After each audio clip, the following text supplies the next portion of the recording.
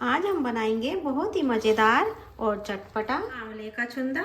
नमस्कार, बॉबी किचन में आपका स्वागत है। आप इस छुंदे को रोटी, पूरी, पराठे किसी के साथ भी खा सकते हैं। ये बहुत ही टेस्टी लगता है। अगर आपको ये छुंदा की रेसिपी पसंद आती है तो मेरे चैनल को सब्सक्राइब जरूर से कीजिएगा और एक बेल आइकन का बटन आता है, उसे प्रेस करेंगे तो आपको मेरी आने वाली वीडियोस का नोटिफिकेशंस भी मिलता रहेगा। तो आइए बना लेते हैं आंवले का बहुत ही चटपटा सा और हेल्दी छुंदा।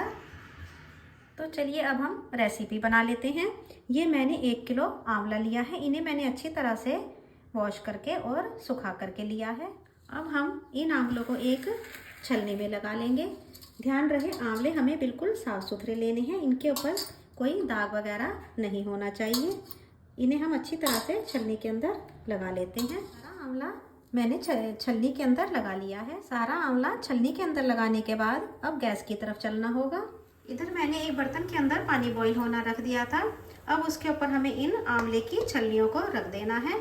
हमें इसको इस तरह से रखना है कि जिससे सारी भाप इसी के ऊपर आए। हम इसे ऊपर से किसी प्लेट से या जिस भी कवर से आप इसको ढकना चाहते हैं, इसको अच्छी तरह से कवर कर देंगे और इसे हमें 8 से 9 मिनट के लिए हाई फ्लेम पर बॉईल कर लेना है। 7-8 मिनट हो चुके हैं। अब हम आंवला को चेक कर लेते हैं। तो अब आप देख सकते हैं कि आंवले हमारे स्टीम पर 80 to 90% पक चुके हैं।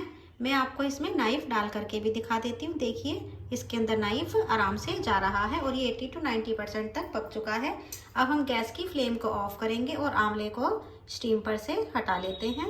अब आंवले को हमें ठंडा होने के लिए रख देना है। आंवला ठंडा हो चुका है तो अब हम इसे एक प्लेट के अंदर बड़े वाले ग्रेटर की हेल्प से ग्रेट कर लेते हैं। सारे आंवले को मैंने कद्दूकस कर लिया है। अब एक मोटे तले की कढ़ाई को गरम करेंगे और उसके अंदर हमें ये कसा हुआ आंवला डाल देना है।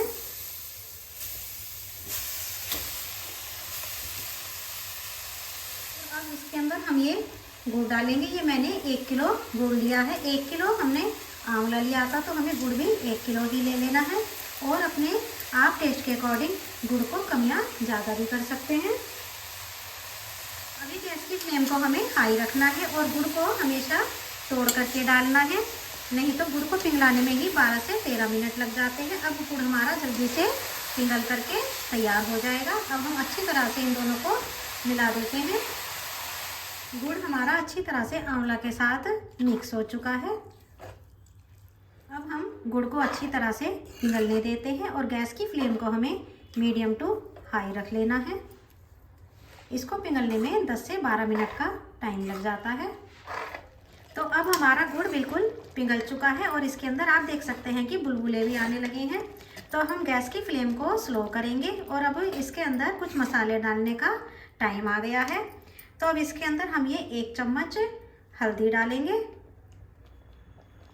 और 2 चम्मच हमें इसके अंदर काली मिर्च को क्रश करके डाल देना है। काली मिर्च का आपको पाउडर नहीं डालना है, काली मिर्च को क्रश करके ही डालें, उससे ज़्यादा अच्छा टेस्ट आएगा। इसके अंदर हम ये 2 चम्मच कश्मीरी लाल मिर्च डालेंगे। ये स्पाइसी कम होती है पर इससे छुंदे का कलर बहुत अच्छा आएगा। 1 बड़ा चम्मच गरम मसाला डाल देंगे और अब इसके अंदर हम ये 7-8 इलायची को कूट करके डाल देंगे। इसका फ्लेवर इसके अंदर बहुत अच्छा आता है। सबसे आखिर में हम इसके अंदर ये 2 चम्मच काला नमक डाल देंगे। इतना नमक इसके अंदर बहुत है और बाकी आप अपने टेस्ट के अकॉर्डिंग भी घटा बढ़ा सकते हैं। अब सारे मसालों को हमें अच्छी तरह से छुंदे के अंदर मिक्स कर देना है।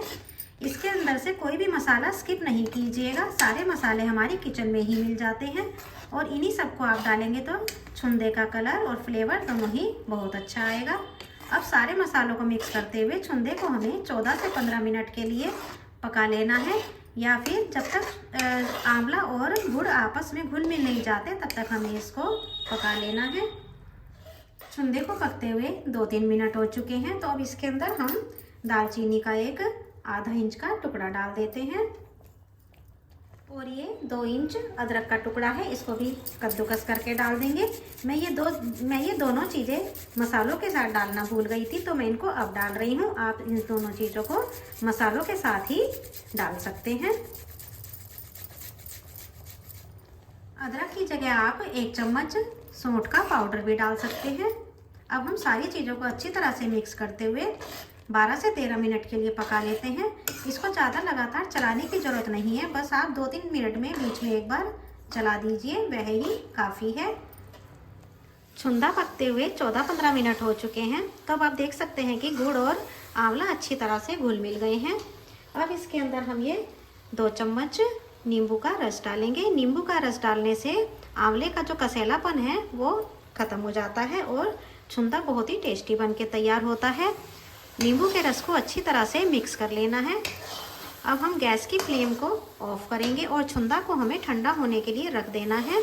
इसको ढकिएगा बिल्कुल भी नहीं, हमें इसको खुला ही ठंडा कर लेना है। छुंदे को रखे हुए 2-3 घंटे हो चुके हैं और यह पूरा अच्छी तरह से ठंडा हो चुका है। तो आइए अब इसे हम किसी जार में या फिर बाउल के अंदर ट्रांसफ़र कर लेते हैं। ये आंवले का छुंदा हेल्दी होने के साथ साथ बहुत टेस्टी भी होता है। इसे एक बार इस तरह से ज़रूर ट्राई कीजिएगा, ये आपको बहुत ही पसंद आएगा। आप पूरी पराठे किसी के साथ भी खा सकते हैं या फिर 1 चम्मच पूरा दिन में खा लेंगे तो ये आपको बहुत ही हेल्थ के बेनिफिट भी देगा। लीजिए, आंवले का छुंदा मैंने बाउल के अंदर ट्रांसफ़र कर लिया है। आप इसे डेली 1 चम्मच खाइए या फिर पूरी पराठे किसी के साथ भी खाइए, ये आपको बहुत ही पसंद आएगा।